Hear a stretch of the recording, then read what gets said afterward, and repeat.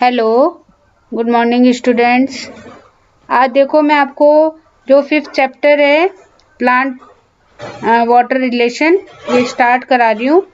और इसमें देखो सबसे पहले जो इंट्रोडक्शन है, उस इंट्रोडक्शन में जो वाटर की प्रॉपर्टीज़ हैं, चाहे वो फिज़िकल प्रॉपर्टीज़ हों चाहे केमिकल प्रॉपर्टीज़ हैं, उनके बारे में है। अब देखो बहुत सारी चीज़ें हैं। सबसे पहली बात तो कि चाहे हम हों चाहे प्लांट हो, उसका अधिकतर जो पार्ट है वो किससे बना हुआ है? वाटर से बना हुआ है। इसलिए जो है ये एक इम्पॉर्टेंट पार्ट है अपना। अब वो इम्पोर्टेंट पार्ट क्यों है? क्योंकि सबसे पहली बात तो ये सबसे ज़्यादा अच्छा जिसे बोलते हैं यूनिवर्सल सॉल्वेंट यानी कि सर्वोत्तम विलायक है। यानी कुछ ही चीज़ें ऐसी हैं जो इसमें नहीं घुलती हैं, डिज़ोल्व नहीं होती हैं, बाकी अधिकतर चीज़ें इसमें घुल जाती हैं, डिज़ोल्व हो जाती हैं। इसलिए इसे क्या बोलते हैं? यूनिवर्सल सॉल्वेंट या सर्वोत्तम विलायक। फिर उसके बाद में इसकी ध्रुवीय प्रकृति होती है, पोलर नेचर होता है। और इसमें अगर हम बॉन्डिंग देखें तो हाइड्रोजन बॉन्डिंग है, यानी सिंगल बॉन्ड इसमें पाए जाते हैं। फिर उसके बाद में इसमें इसका जो संसर्जक और आसंजक बल है वो भी कैसा है? उच्च प्रकार का, तो हाई कोएसिव और एंड एडेसिव फोर्स है, तो ये भी इसका एक बहुत अच्छा कैरेक्टर है। फिर हम इसमें देखते हैं कि इसकी हाई स्पेसिफिक हीट है, इसमें उच्च विशिष्ट ऊष्मा पाई जाती है। और अगर हम इसका पीएच देखें तो पीएच इसका कितना है? 7, जो कि न्यूट्रल है। और उसके बाद में अगर हम घनत्व देखते हैं या डेंसिटी देखते हैं तो ये 4 डिग्री पे सबसे हाई घनत्व या हाई डेंसिटी दिखाता है।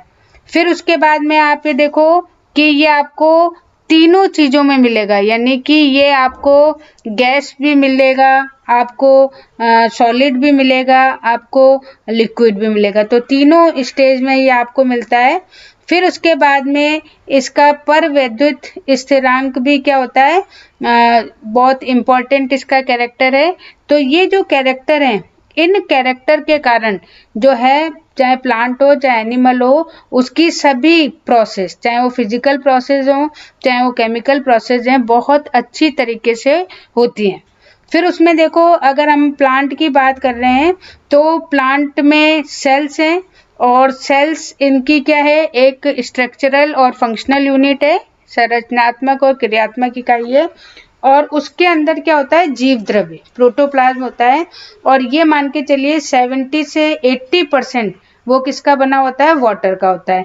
इसलिए इसकी जो भी प्रोसेस हैं, बहुत सारी प्रोसेस हैं, डिफ्यूजन है, परमेबिलिटी है, ऑस्मोसिस है, प्लाज्मोलिसिस है, इम्बाइबेशन है, तो ये सारी जो हैं किसके प्रेजेंस में होती है? वाटर के प्रेजेंस में। इसलिए जो है, अब अगर हम प्लांट वाटर रिलेशनशिप देखते हैं तो ये बहुत ज़्यादा इम्पोर्टेंट है कोई भी प्रोसेस करने के लिए।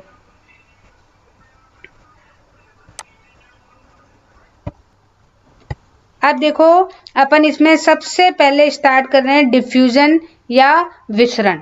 ये आपने केमिस्ट्री में भी पढ़ा है, और बहुत सिंपल सी इसकी डेफिनेशन है कि movement of molecule high concentration to low concentration. अब क्यों? क्योंकि विभिन्न क्रियाएं करनी है, इसके लिए जो है मूवमेंट जरूरी है।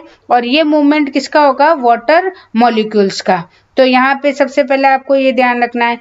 फिर आपको पता है कि अगर अपन केमिस्ट्री के हिसाब से देखें तो तीनों जो मैटर के पार्ट हैं, चाहे वो लिक्विड हो चाहे वो गैस हो चाहे वो सॉलिड हो, तीनों में ही डिफ्यूजन होता है। हाँ, ये दूसरी बात है कि वो उसकी जो रेट है वो अलग अलग होती है। सबसे ज़्यादा आपको गैस में मिलती है, फिर उसके बाद लिक्विड में मिलती है, और फिर उसके बाद में किस में मिलती है? सॉलिड में। सॉलिड में ना के बराबर होती है, ये मान के चलिए।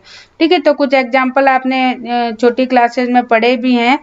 फिर उसके बाद में देखो कि यहाँ पे आपको ये डायग्राम भी दिख रहा है, तो इसमें दिख रहा है कि किस तरीके से आपको इधर ज़्यादा हाई कंसंट्रेशन है तो जो लो कंसंट्रेशन है उसकी तरफ आपको फ्लो दिखाई दे रहा है। तो इस तरीके से जो है, चाहे आप किसी भी चीज़ में देख लो, जैसे अगर आप अगरबत्ती जलाते हो तो तुरंत खुशबू आ जाती है, या आप वाटर में कोई कलर मिला रहे हो तो तुरंत घुल जाता है। तो ये कुछ एग्जाम्पल्स हैं किसके, डिफ्यूजन के। अब देखो हमारे पास में अगर हम प्लांट की बात करें तो प्लांट में ऑक्सीजन है, कार्बन डाइऑक्साइड है, वाटर वेपर है। तो इन सब का जो मूवमेंट है, इनका जो गमन है, वो गमन किस पे निर्भर करता है, विसरण पे। तो अगर ऑक्सीजन ज़्यादा है तो वो एंटर करेगी, कार्बन डाइऑक्साइड ज़्यादा है तो वो बाहर निकलेगी। वाटर वेपर आपको पता ही ट्रांसपिरेशन में, तो इस तरीके से जो वाटर वेपर है वो बाहर निकलती है। तो ये सारा किस पे डिपेंड करता है, वाटर वो सॉरी वो करता है कंसंट्रेशन पे। तो जहाँ जिसकी ज़्यादा कंसंट्रेशन होगी वो लो कंसंट्रेशन की तरफ मूवमेंट करेगा, और इसी को हम क्या बोलेंगे, डिफ्यूजन। मैं चालू। अब यहाँ पे देखो, फिर उसके बाद में फैक्टर अफेक्टिंग डिफ्यूजन, यानी कि विसरण को कौन कौन से कारक हैं वो प्रभावित करते हैं। तो इसमें पहला है टेम्परेचर। तो टेम्परेचर क्या है कि अगर आप टेम्परेचर बढ़ाओगे तो जो सब्सटेंस है उसके मॉलिक्यूल्स में क्या होगा, उसकी जो काइनेटिक एनर्जी है वो भी बढ़ेगी और वो जल्दी से डिफ्यूजन प्रोसेस स्टार्ट कर देगा। फिर दूसरा है विसरणकारी पदार्थों का घनत्व, यानी डेंसिटी ऑफ डिफ्यूजन पार्टिकल्स। तो ये थोड़ा आपने केमिस्ट्री में पढ़ा होगा, ग्राम का विसरण नियम, ग्राम्स डिफ्यूजन लॉ।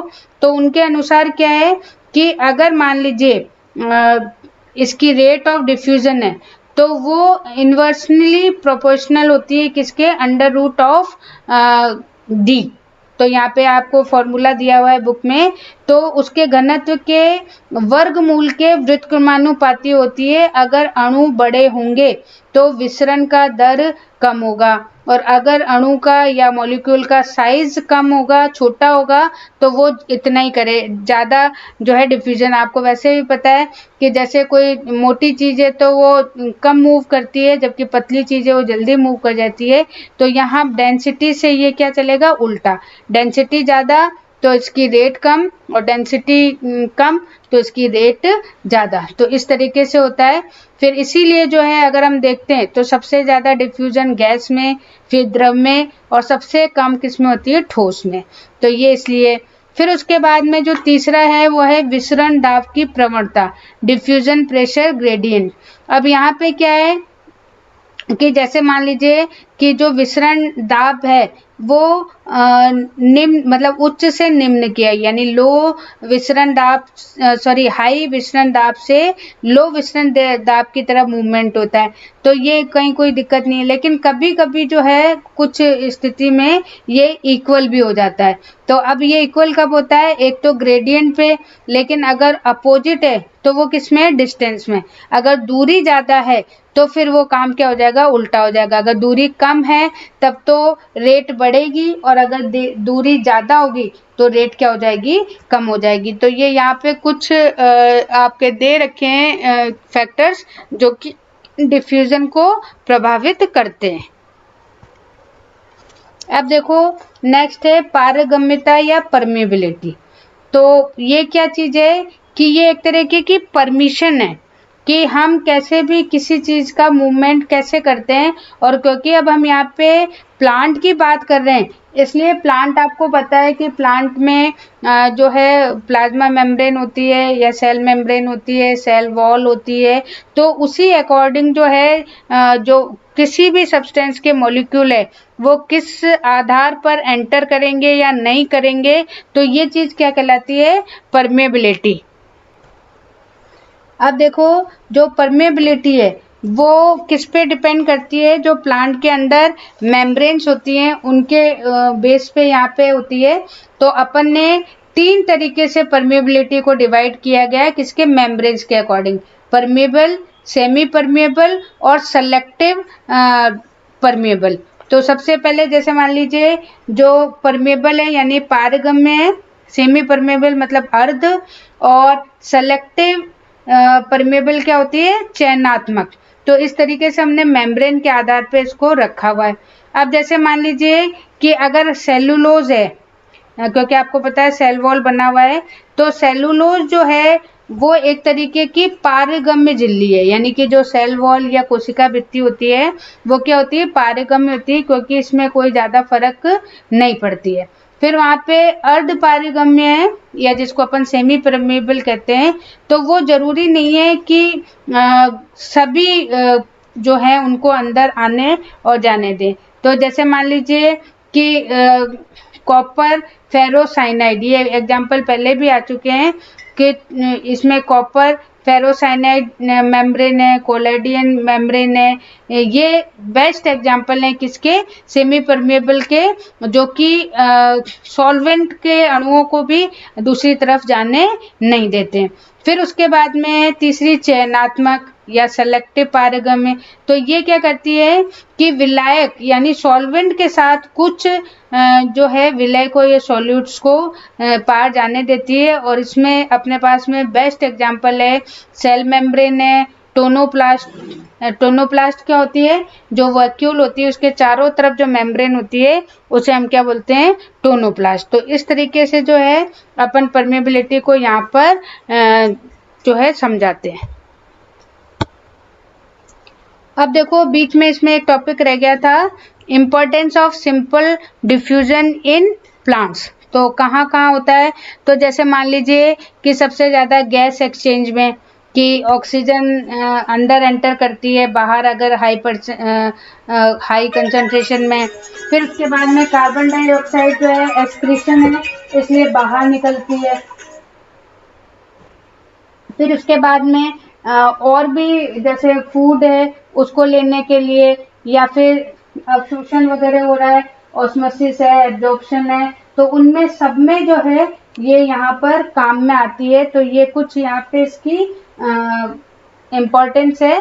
तो ये आपके इसमें भी जैसे मैंने बता रखी कि सबसे पहले गैसेस एक्सचेंज है, फिर फोटोसिंथेसिस में है, फिर एक्सक्रीशन में है, फिर एब्जॉर्प्शन में है, फिर डाइजेशन ऑफ फूड में है। तो इन सब जो होते हैं इनमें सब में हेल्प करती है क्या, डिफ्यूजन। तो ये इसकी इम्पोर्टेंस हो गई।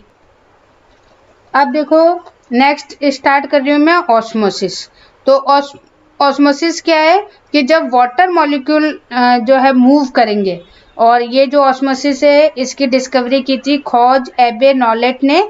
और इन्होंने कहा था कि जो ये झिल्लियाँ हैं, ये जो मेम्ब्रेन्स हैं, इन मेम्ब्रेन्स में जो लिक्विड है, और लिक्विड अधिकतर क्या है, वाटर है, और वाटर के अंदर कोई चीज़ है तो वो जो किस तरीके से मूवमेंट करते हैं तो उस पर डिपेंड करता है। तो उन्होंने एक एक्सपेरिमेंट भी यहाँ पे है और मैं आपको दिखा भी रही हूँ, आपके बुक में भी है, कि इन्होंने क्या करा कि एक जो है बीकर लिया और उस बीकर के अंदर इन्होंने वाटर भर दिया, और एक इन्होंने थिसिल जो है वो फनल होती है जैसे आपको दिख भी रही है वो ली, और उसके अंदर इन्होंने क्या डाला, शुगर सॉल्यूशन।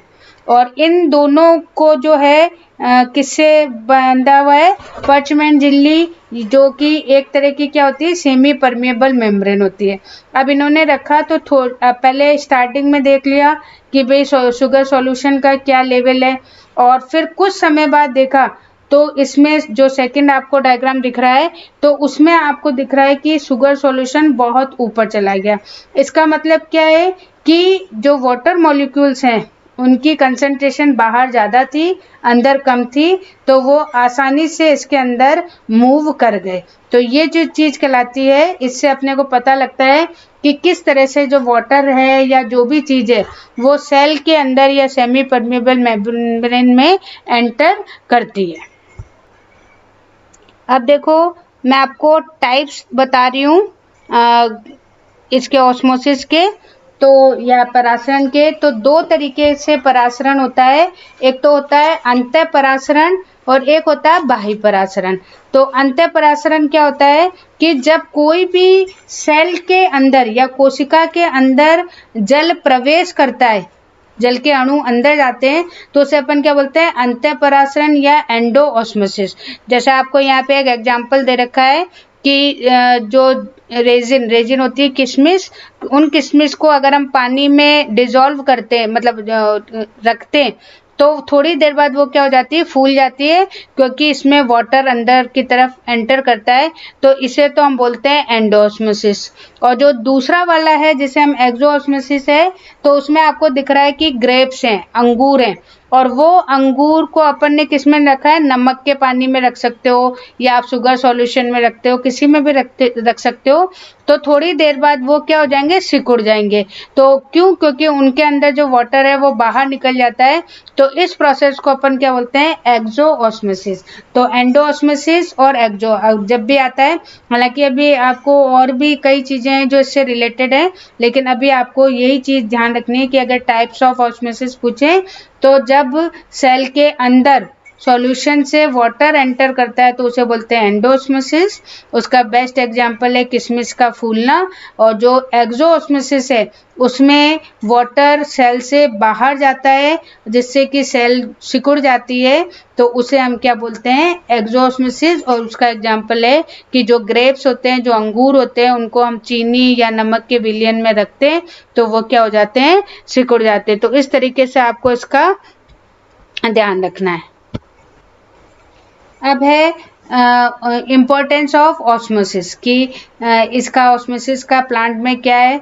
तो सबसे पहले आपको पता है कि जो रूट हेयर्स हैं वो रूट हेयर्स कैसे जो है लैंड से या सॉइल से वाटर को एब्जॉर्ब करते हैं, तो उसमें ऑस्मोसिस है वो हेल्प करती है। फिर दूसरी है कि सेल के अंदर, ठीक है, जो पानी अगर अंदर एंटर करता है तो उसे अपन क्या बोलते हैं, टर्जिट या स्फीत अवस्था। और उससे क्या होता है कि जैसे अभी आपको एक एग्जांपल पता है छुई मुई का, तो अगर आप उसकी जो लीफ है उसको हाथ लगाते हो तो वो मुरझा जाती है, क्योंकि जैसे ही आप हाथ लगाते हो उसमें से पानी जो है निकल के नीचे चला जाता है, वो फ्लैसिड हो जाती हैं और वो मुरझा जाती हैं। तो ये भी किसके कारण होता है, परासरण दाब या ऑस्मोटिक प्रेशर के कारण। फिर आप देखो कि जितना भी जैसे हमारे शरीर में वैसे ही जो प्लांट है उसमें भी सारी चीजें एक जगह से दूसरी जगह जाती है। तो ये क्या करता है, परासरण के माध्यम से ऑस्मोसिस प्रोसेस के थ्रू ही ये सारे अंगों में चीजों को पहुंचाया जाता है।